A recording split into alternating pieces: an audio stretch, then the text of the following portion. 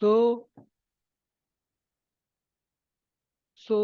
in this video, we are going to see the syllabus of UPPCS mains exam. और हम लोग यहाँ पे GS1 से लेके GS4 तक का सिलेबस देखेंगे, ठीक है। और इसके अलावा GS5 एंड GS6 जो कि यूपी का है वो you will see in the next video. तो GS पेपर 1 में क्या क्या टॉपिक्स हैं, लेट्स सी। और देखिए, अगर आप यूपीपीएसएस की प्रिपरेशन स्टार्ट कर रहे हैं या किसी भी फेज में है, तो आपको जो सिलेबस है वो पूरी बिल्कुल अच्छे से याद होना चाहिए। बिल्कुल आपको बाय हार्ट आपको उसे याद कर लेना है, ठीक है। तो देखते हैं हम अपना GS1 का सिलेबस। देखिए, तो GS1 में जो पहला टॉपिक है हमारा वो क्या है, हिस्ट्री ऑफ। देखिए, जीएस पेपर 1 में क्या क्या है, हमारे मेन टॉपिक्स क्या क्या हैं। देखिए, हिस्ट्री आता है इसमें, सोसाइटी आता है, और आपका ज्योग्राफी आता है। तो फर्स्ट पॉइंट है इसका, history of Indian culture will cover the silent aspects of art forms, literature and architecture from ancient to modern time. Okay, and the next is modern Indian history from 1757 to 1947, उसके significant events, personalities and issues. Third, freedom struggle, its various stages and important contributions from different parts of the country देखेंगे हम लोग।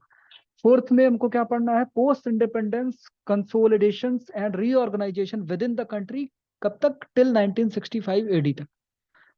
Fifth है, देखिए ये आपका जो था वो आपका इंडियन हिस्ट्री से रिलेटेड था, 1 से लेके 4 तक। नाउ वर्ल्ड हिस्ट्री से हम लोग को क्या पढ़ना, history of the world will include events from 18th century to middle of the 20th century, such as French revolution of 1789, industrial revolution, world wars, redraw of national boundaries, socialism, Nazism, fascism etcetera, their forms and effects on the society, ठीक है।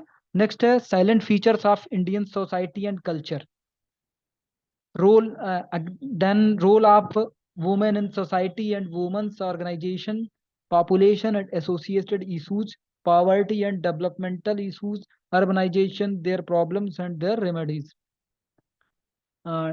इसके बाद देखेंगे meaning of liberalisation, privatisation and globalisation and their effects on economy, polity and social structure.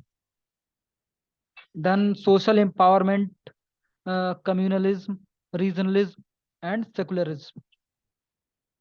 After that यहाँ से हम लोग का फिर ज्योग्राफी स्टार्ट होती है, जिसमें हमको क्या क्या देखना, distribution of major natural resources of the world, water, soils, जिसमें देखिए distribution of major natural resources of the world, कौन कौन से resources, water, soil, forest, in reference to South and South East Asia with special reference to India.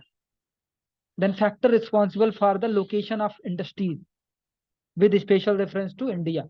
Okay. After that, silent features of physical geography, कौन कौन से, earthquake, tsunami, volcanic activity, cyclone, ocean currents, winds and glaciers. Then oceanic resources of India and their potential. Then human migration, refugee problem of the world with focus on India. फिर है आपका frontiers and boundaries with reference to Indian subcontinent. And the last topic of the GS paper 1 is population and settlements, types and patterns, urbanization, smart cities and smart villages. Okay. Now let's see the syllabus of GS paper 2. GS paper 2 mainly covers polity, governance and international relations. Okay, so let's see first, our first topic is Indian constitutions. Indian constitution में हमें क्या क्या देखेंगे, historical underpinnings, evolution, features, amendments, significant provisions and basic structure, and the role of Supreme Court in the evolution of basic provisions of constitution.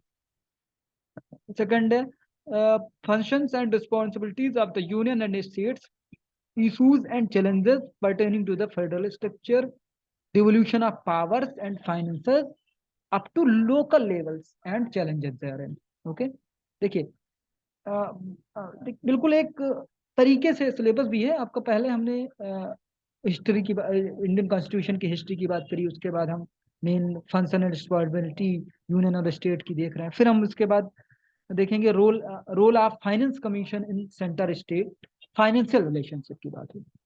ठीक है।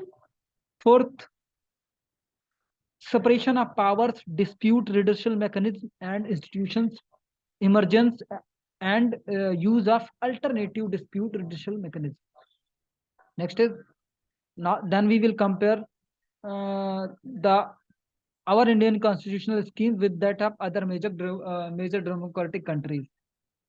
Next, parliament and state legislatures structure देखेंगे, functioning, conduct of businesses, powers and privileges and concern issues.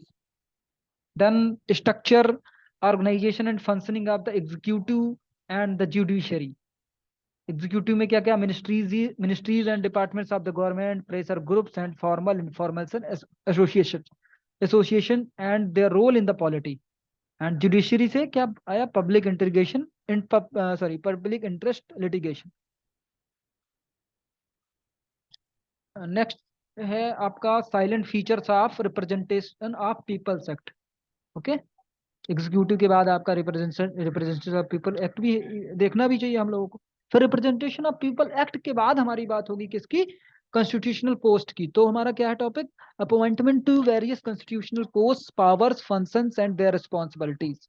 After that constitutional post के बाद हमारी अब जो statutory, regulatory and various quasi judicial bodies including NITI Aayog, their features and functioning देखेंगे। ठीक है। अब इसके बाद हमारा है government policies and interventions for development in various sectors and issues arising out of their design, implementation and information communication technology. इसके बाद है हमारा डेवलपमेंट प्रोसेसेस। इसमें क्या देखना है कि role of NGO, SHGs, self groups, various groups and associations, donors, charities, institutional and other stakeholders. Next topic होगा हमारा वेलफेयर स्कीम्स। अभी पहले, इसके पहले हमने डेवलपमेंट प्रोसेस की बात की, अब इसके बाद वेलफेयर स्कीम्स की बात करें। डेवलपमेंट प्रोसेस वो सबको इन्वॉल्व करता है। वेलफेयर स्कीम आपकी होगी welfare schemes for vulnerable section of the population by the centre and states and the performance of these schemes, mechanism, laws, institutions and bodies constituted for the protection and betterment of these vulnerable sections. Then issues relating to the development and management of social sector services relating to human health, human resources. After that, issues relating to poverty and hunger, their implication on the body politic. Next, important aspects of governance. अब देखिए यहाँ तक हमारा polity हो गई, इसके बाद हमारे गवर्नेंस के दो टॉपिक हैं, important aspects of governance, transparency and accountability, e governance applications, models, success, limitations and potential, citizens, charters and institutional measures. फिर role of civil services in democracy in the context of emerging trends.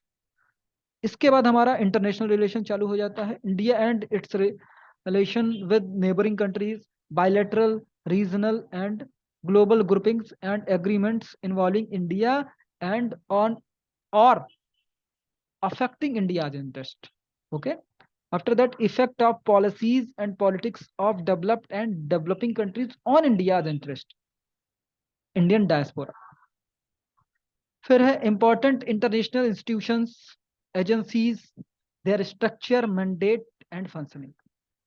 And the last topic of the GS paper 2 is current affairs and events of regional, national and international importance. Okay. Now let's see the syllabus of GS paper 3. First topic of GS paper 3 is economic planning in India, objective and achievements, role of Niti Aayog, pursuit of SDGs, sustainable development goals. Second topic, issues of poverty, unemployment, social justice and inclusive growth. Third, components of government budgets and financial system. Okay, ये general problem होगी. अब हम बात करेंगे farmers या agriculture related problems की. Fourth जिसमें आता है major crops, different types of irrigation and irrigation systems, storage, transport and marketing of agriculture produce, e-technology in the ad of farmers. फिर है issues related to direct and indirect farm subsidies and MSP, minimum support prices, public distribution system, what is the purpose of, yani objective of PDS functioning, limitations, revamping, issues of buffer stocks and food security, and technology missions in agriculture. Next, food processing and related industries in India, what scope and significance, location, upstream and downstream requirements, supply chain management. After that, land reforms in India since independence. Okay. Then effect of liberalization and globalization on the economy, changes in industrial policy and their effect on industrial growth. Okay. Infrastructure में हम देखेंगे energy, ports, roads, airports, railways etcetera. ये था mainly economics के topic हो गए. अब इसके बाद हमारा स्टार्ट होता है science and technology. Science and technology में क्या होगा, developments and applications in everyday life and in national security, India science and technology policy. Next है achievements of Indians in science and technology, indigenisation of technology, developments of new technologies, transfer of technology, dual and critical use technologies. Next, awareness in the field of information and communication technology and space technology, computers, energy resources, nanotechnology, microbiology, biotechnology, and issues relating to intellectual property rights and digital rights. Okay. फिर हमारा environment आ जाता है.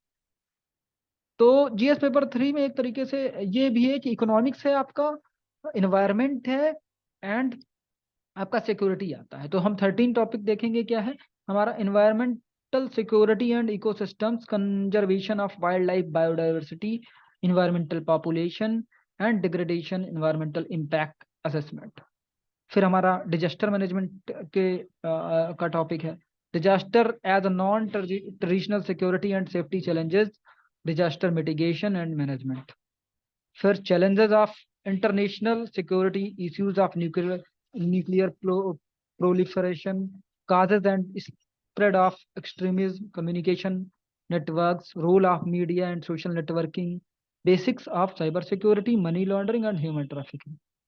फिर India के reference में बात करेंगे. India's internal security challenges क्या क्या हैं, terrorism, corruption, insurgency and organised crimes. And then role, kind and mandate of security forces, higher defense organizations in India. And the last topic is issues in agriculture, horticulture, forestry and animal husbandry. तो ये हमारे GS paper 3 भी का syllabus था. Now ethics का paper हमारा जो है वो जीएस पेपर 4, उसको भी देख लेते हैं.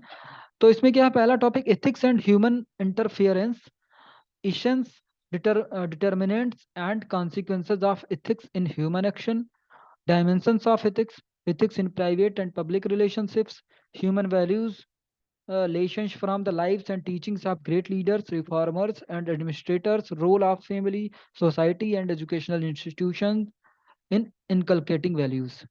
सेकंड टॉपिक है आपका एटीट्यूड से रिलेटेड. तो एटीट्यूड में क्या क्या देखना है हमको, content, structure, function, its influence and relations with thought and behaviour, moral and political attitude, social influence and persuasion. Third आपका एप्टीट्यूड से रिलेटेड है. तो aptitude and foundational values of civil services, integrity, impartiality and non-partisanship, objectivity, dedication to public services, empathy, tolerance and compassion towards the weaker sections. Fourth आपका topic है emotional intelligence से related. तो इसमें क्या देखना है, concept and dimensions, it's utility, and application in administration and governance. Next है contributions of moral thinkers and philosophers from India and world.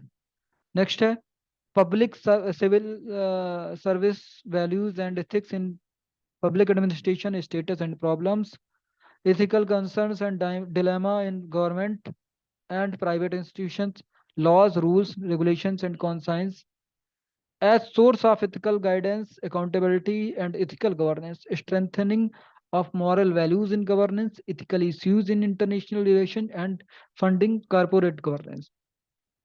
Next है probity in governance, concept of public service, philosophical basis of governance and probity, information sharing and transparency in government, right to information, codes of ethics, codes of conduct, citizens charter, work culture, quality of service, delivery, utilization of public funds, challenges of corruption, and the last case studies on above issues. Okay. So अब GS paper 5 and 6 हम लोग next video में देखेंगे. Thank you.